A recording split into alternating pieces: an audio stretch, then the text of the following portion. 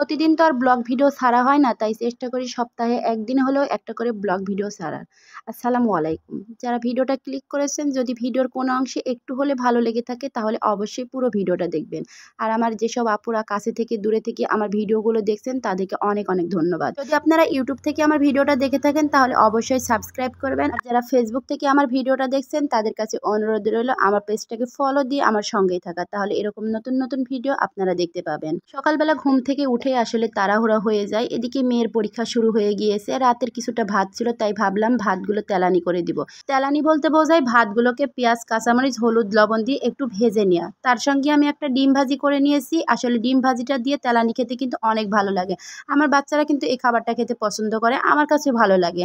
এই তো সকালে খাওয়া দাওয়া শেষ করে মান্তাসাকে নিয়ে আমরা স্কুলে যাচ্ছিলাম। এদিকে জাহিন সকালে হাতে ব্যথা পেয়েছে, বাথরুমের দরজার সঙ্গে তার হাতে চাপ লেগে অনেকটা কেটে গিয়েছে, তার জন্য সে কান্না করছিল। প্রায় 10টার মধ্যে পরীক্ষা শেষ হয়ে গিয়েছে। বাসায় এসে বারান্দার মধ্যে দেখি একটা পাখি বসে আছে, তাই একটু ভিডিও করে নিলাম।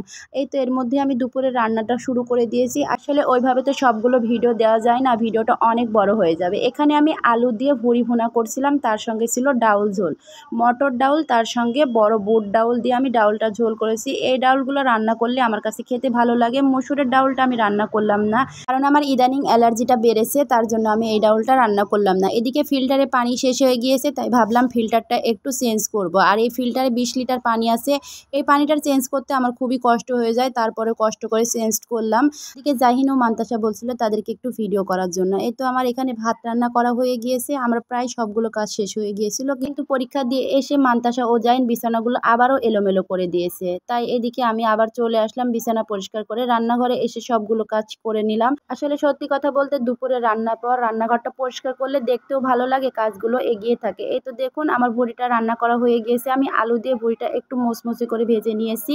আসলে এভাবে ভেজে নিলে আমার কাছে খেতে ভালো লাগে। এদিকে আজকে ছিল বৃহস্পতিবার, ওয়াসি ও মান্তাসার স্কুল ড্রেসগুলো জুতাগুলো আমি পরিষ্কার করে নিয়ে নিলাম। স্কুল ড্রেস ও জুতা আমি বৃহস্পতিবারে পরিষ্কার করে রেখে দিই, তাহলে শুকানোর জন্য কোনো চিন্তা থাকে না, যদিও শুক্র শনিবারে আবার যদি বৃষ্টি হয়ে থাকে।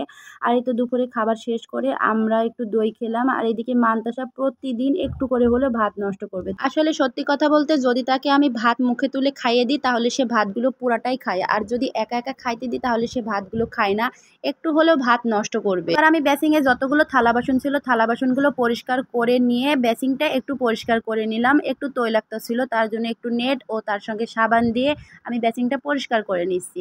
এবার আমি থালা বাসনগুলো যেখানে রাখার প্রয়োজন সেখানে রেখে দিলাম। এরই মধ্যে আমার সবগুলো কাজ হয়ে গিয়েছে।